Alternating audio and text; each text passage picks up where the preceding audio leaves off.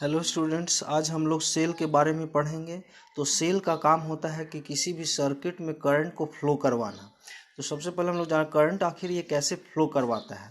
तो सेल जो है वास्तव में करंट को क्रिएट नहीं करता है, करंट को जनरेट नहीं करता है।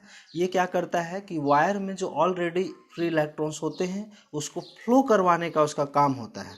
तो एक सेल जो है इसको हम लोग दो टर्मिनल के बीच में जब हम लोग वायर का जोड़ देते हैं तो सेल एक टर्मिनल को हाई पोटेंशियल पे कर देता है, दूसरे टर्मिनल को लो पोटेंशियल। इस तरह से करंट जो है हाई पोटेंशियल से लो पोटेंशियल की ओर फ्लो होना शुरू हो जाता है। वास्तव में जो फ्री इलेक्ट्रॉन्स होते हैं, और यहाँ जो हाई पोटेंशियल मतलब पॉजिटिव टर्मिनल, लो पोटेंशियल मतलब नेगेटिव टर्मिनल। तो पॉजिटिव टर्मिनल इलेक्ट्रॉन को अपने तरफ खींचना शुरू कर देता है, नेगेटिव टर्मिनल उसको धक्का देता है। तो इलेक्ट्रॉन का जो फ्लो होता है low potential to high potential पे होता है। तो करंट का डायरेक्शन हम लोग चूँकि नेगेटिव चार्ज के फ्लो के अपोजिट हम लोग लेते हैं, मतलब कि इलेक्ट्रॉन के फ्लो के डायरेक्शन का अपोजिट डायरेक्शन होता है किसका, करंट के फ्लो का डायरेक्शन। इस तरह से करंट का फ्लो होना शुरू हो जाता है। और इसका जो सिंबल है इस तरह से हम लोग दिखाते हैं, जो कि आप अब जानते हैं।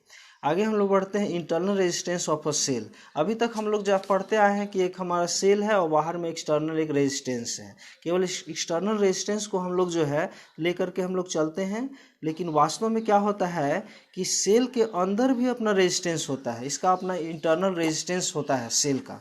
ठीक है, तो उस इंटरनल रेजिस्टेंस के बारे में हम लोग जो है पढ़ते हैं। तो इंटरनल रेजिस्टेंस आखिर सेल का क्यों होता है? क्योंकि जो सेल जो बना होता है, जो बैटरी है, उसमें क्या होता है, उसमें इलेक्ट्रोड होते हैं, जिसको हम लोग एनोड कहते हैं। पॉजिटिव इलेक्ट्रोड को एनोड और नेगेटिव इलेक्ट्रोड को हम लोग क्या कहते हैं, कैथोड कहते हैं। पॉजिटिव इलेक्ट्रोड एनोड और कैथोड, ये भी जो है किसी न किसी जो है मेटल्स से ही ये बना हुआ होता है। और इसके अंदर कोई एसिड का सॉल्यूशन होता है जिसको इलेक्ट्रोलाइट कहते हैं।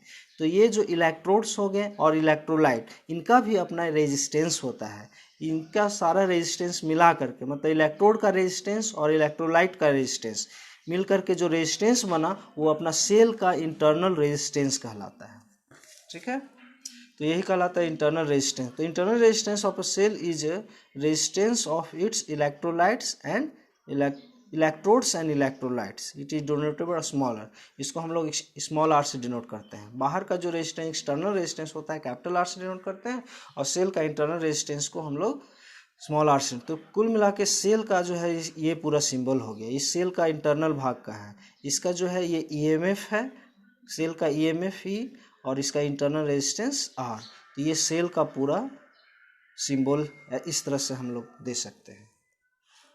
अब हम लोग आते हैं कि ईएमएफ क्या होता है। ईएमएफ का फुल फॉर्म होता है इलेक्ट्रोमोटिव फोर्स। इलेक्ट्रोमोटिव फोर्स क्या होता है, इसको हम लोग समझते हैं। तो देखिए क्या होता है कि एक सेल है, जब सेल को हम लोग जो है एक एक्सटर्नल सर्किट से जोड़े हैं और स्विच इसका ऑफ है। अब दोनों टर्मिनल से एक हम लोग वोल्ट मीटर को जोड़ दिए हैं, और वोल्ट मीटर जो भी रीडिंग देगा कब, जब सर्किट से कोई करंट फ्लो नहीं हो रहा, मतलब ये सर्किट जो है ऑफ स्टेट में है, मतलब बैटरी से बाहर जो है करंट का फ्लो नहीं हो रहा है। उस स्थिति में सेल के दोनों टर्मिनल के बीच में जो पोटेंशियल डिफरेंस होगा वही क्या कहलाएगा, ईएमएफ कहलाएगा, इलेक्ट्रोमोटिव फोर्स कहलाएगा। ठीक है, या इसका हम लोग एक दूसरा डिफिनेशन भी होता है कि सेल का ईएमएफ क्या होता है, कि सेल के द्वारा जो है यूनिट पॉजिटिव चार्ज को पूरे सर्किट में एक बार घुमाने में, यूनिट पॉजिटिव चार्ज को एक बार घुमाने में जो वर्क डन करना पड़ता है वह सेल का इलेक्ट्रोमोटिव फोर्स कहलाता है। ऐसे भी हम लोग उसको डिफाइन कर सकते हैं। और टर्मिनल पोटेंशियल डिफरेंस अब हम लोग जानते हैं। टर्मिनल पोटेंशियल डिफरेंस क्या होता है कि एक सेल हम लोग ले लिए, इसके दोनों टर्मिनल का क्रॉस एक वोल्ट मीटर जोड़ दिए, एक एक्सटर्नल सर्किट में इसको जोड़ दिए, और इसको हम लोग यहाँ जो स्विच है इसको ऑन स्टेट में रखते हैं। ऑन स्टेट में जब रखेंगे तो इससे करंट क्या हो रहा होगा, फ्लो हो रहा होगा। तो करंट जब फ्लो हो रहा है, अब जो है दोनों टर्मिनल के बीच में, सेल के दोनों टर्मिनल के बीच में जो पोटेंशियल डिफरेंस होगा, ये वोल्ट मीटर में जो भी रीडिंग आएगा वो कहलाएगा टर्मिनल पोटेंशियल डिफरेंस। ठीक है, तो दोनों के बीच में अब हम लोग रिलेशन एस्टैब्लिश करते हैं कि relation between EMF and terminal potential difference. एक बार फिर से आपको बता दें कि सेल से जब कोई करंट फ्लो नहीं हो रहा हो एक्सटर्नल सर्किट में, तो वोल्ट मीटर का जो रीडिंग होगा, मतलब दोनों टर्मिनल के बीच का जो पोटेंशियल डिफरेंस होगा वो ईएमएफ कहलाएगा। और अगर एक्सटर्नल सर्किट में करंट फ्लो हो रहा हो तो दोनों टर्मिनल के बीच का जो पोटेंशियल डिफरेंस होता है वो टर्मिनल पोटेंशियल डिफरेंस कहलाएगा। तो अच्छा, आप ये सोच के बता दीजिए कि ईएमएफ बड़ा होगा, दोनों एक्चुअली में पोटेंशियल डिफरेंस ही है। ईएमएफ पोटेंशियल डिफरेंस है, नाम जरूर है इलेक्ट्रोमोटिव फोर्स, तो ये नहीं समझ लेना है कि वो कोई फोर्स है, वो फोर्स नहीं है, वो भी पोटेंशियल डिफरेंस है। इलेक्ट्रोमोटिव फोर्स भी पोटेंशियल डिफरेंस है और टर्मिनल पोटेंशियल डिफरेंस भी पोटेंशियल डिफरेंस है। तो दोनों में बड़ा कौन होगा, छोटा कौन होगा और रिलेशन क्या होगा, ये हम लोग समझेंगे। तो ईएमएफ जो है बड़ा होगा और टर्मिनल पोटेंशियल डिफरेंस छोटा होगा। क्यों छोटा होगा कि जब करंट फ्लो होना शुरू हो जाता है एक्सटर्नल सर्किट में, तो टर्मिनल पोटेंशियल डिफरेंस जो आईआर है वो बाहर का केवल पोटेंशियल डिफरेंस को बताता है। और वास्तव में क्या होता है कि इस सेल का जो इंटरनल रेजिस्टेंस है वो कुछ पोटेंशियल को ड्रॉप कर लेता है, वो पोटेंशियल को कुछ खा जाता है, तो घट जाता है। टर्मिनल पोटेंशियल डिफरेंस ईएमएफ से छोटा होता है। ईएमएफ मापते समय चूंकि इसमें से कोई करंट फ्लो नहीं होता है, चाहे बाहर के सर्किट में चाहे अंदर के सर्किट में, तो अंदर का जो रेजिस्टेंस है करंट को खा नहीं पाता है, तो ईएमएफ ज़्यादा होता है, ईएमएफ का वैल्यू ज़्यादा होता है और टर्मिनल पोटेंशियल डिफरेंस का वैल्यू कम होता है। चलिए हम लोग इसका रिलेशन एस्टैब्लिश कर लेते हैं। ये हमारा वही सर्किट है, ठीक है। तो यहाँ पे हम लोग देखिए, इस फिगर से अगर हम चाहे करंट का वैल्यू निकालने की, ये जो कितना करंट एक्सटर्नल सर्किट से फ्लो हो रहा है, तो करंट इक्वल टू क्या होता है, तो total EMF by total resistance. तो इस पूरे सर्किट का रेजिस्टेंस क्या होगा, आज तक जो हम लोग पढ़ते आ रहे हैं तो हमेशा एक्सटर्नल रेजिस्टेंस की चर्चा की, हम लोग इंटरनल रेजिस्टेंस को नेगलेक्ट करते हैं, लेकिन अब इंटरनल रेजिस्टेंस को भी लेके आपको चलना होगा। तो इस सर्किट का टोटल रेजिस्टेंस हो जाएगा ये रेजिस्टेंस प्लस ये रेजिस्टेंस, और ये रेजिस्टेंस आपस में कौन सा तरीके से जुड़ा हुआ है, एक्चुअली में सीरीज में ही जुड़ा हुआ है। आपको लग रहा होगा कि पैरेलल है, लेकिन ये सीरीज में ही एक साथ जुड़ा हुआ है। दोनों में करंट जो है सेम फ्लो हो रहा है, इसका मतलब है कि ये सीरीज में जुड़े हुए हैं। जब पैरेलल में होता है तो करंट अलग अलग भाग में बट के जाता है, ये सीरीज में जुड़ा हुआ है। तो सीरीज में जुड़ा हुआ दो रेजिस्टेंस, तो इनका जो टोटल रेजिस्टेंस जो है इक्विवेलेंट रेजिस्टेंस हो जाए आर प्लस आर। तो देखिए टोटल इस जो करंट का वैल्यू हो जाएगा total EMF by total resistance, तो total resistance R plus R. इस तरह से क्रॉस मल्टीप्लाई जब हम लोग करेंगे तो इस तरह से हमको ये वैल्यू मिलेगा। और यहाँ I इंटू आर यही टर्मिनल पोटेंशियल डिफरेंस है जो कि V होता है। तो आई आर के जगह पे यहाँ पे क्या रख दिया गया है, आपको V रख दिया गया है, ठीक है। तो इस तरह से V इज इक्वल टू क्या हो गया, E माइनस आई आर। तो ये रिलेशन, यही जो है एक रिलेशन है टर्मिनल पोटेंशियल डिफरेंस और ईएमएफ के बीच में। तो आपको बड़ा कौन दिखाई पड़ रहा है, जब ई से ईएमएफ से आईआर को माइनस कर देते हैं, यही पोटेंशियल ड्रॉप हो जाता है। जब current I internal resistance R से पार होता है, गुजरता है, तो इतना पोटेंशियल को ड्रॉप कर देता है, घटा देता है, तब वो बनता है टर्मिनल पोटेंशियल डिफरेंस बन जाता है, ठीक है। That terminal potential difference always less than the EMF of a cell, ठीक है। इसको जो है और आगे बढ़ाया गया है V equal to internal resistance का वैल्यू निकालने के लिए। तो इस तरह से इंटरनल रेजिस्टेंस का वैल्यू V इक्वल टू, इस तरह से हम लोग इसी से कैलकुलेट करेंगे, तो स्मॉल r का value E by I minus R हो जाएगा।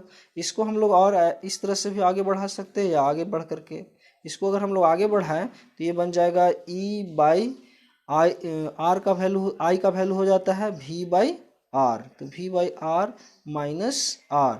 इस तरह से आर ऊपर चला जाएगा और आर कॉमन हो जाएगा, तो बच जाएगा हमारा E by V minus 1 into are.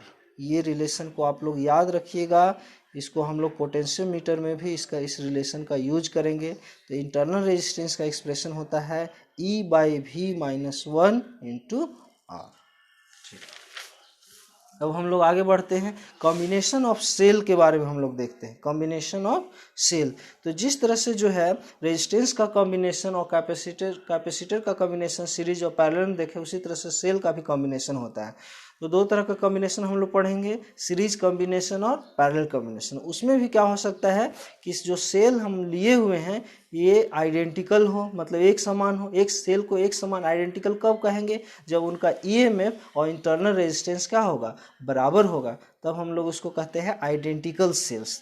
तो अगर हम लोग सीरीज में इन सेल्स को जोड़े हुए हैं, लेकिन अभी जो हम कंडीशन लिए हैं उसमें सारा सेल जो है आइडेंटिकल है, मतलब ईएमएफ और इंटरनल रेजिस्टेंस सबका समान है, ठीक है।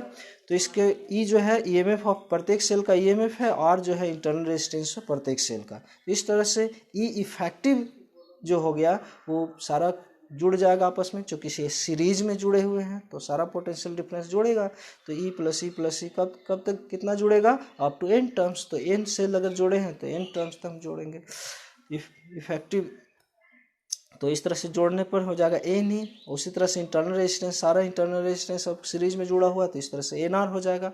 टोटल जो सीरीज कॉम्बिनेशन का इंटरनल रेजिस्टेंस अगर हम लोग का इक्विवेलेंट रेजिस्टेंस निकाले तो ये इसका सारा इंटरनल रेजिस्टेंस का वैल्यू हो गया एन आर, और एक्सटर्नल रेजिस्टेंस आर जो कि सीरीज में है इसलिए एन आर प्लस आर हो गया। इस तरह से करंट का वैल्यू हो जाएगा E effective E M F by series combination का इफेक्टिव रेजिस्टेंस। तो इस तरह से बन गया, ये हो गया आपका एन ई, और ये इसका जो वैल्यू हम लोग एन आर प्लस आर। तो इस तरह से हम लोग को एक एक्सप्रेशन बन गया, करंट का एक्सप्रेशन बन गया।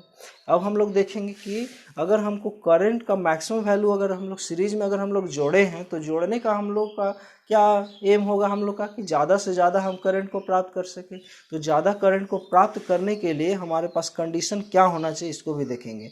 अगर हम देख लीजिए, अगर एक्सटर्नल रेजिस्टेंस का वैल्यू इंटरनल रेजिस्टेंस से बहुत ज़्यादा है तो उस स्थिति में क्या लिख सकते हैं, जो एन आर प्लस आर जो है वो लगभग हम लोग आर के बराबर, क्योंकि आर बहुत बड़ा है एन आर से, तो आर लिख सकते हैं।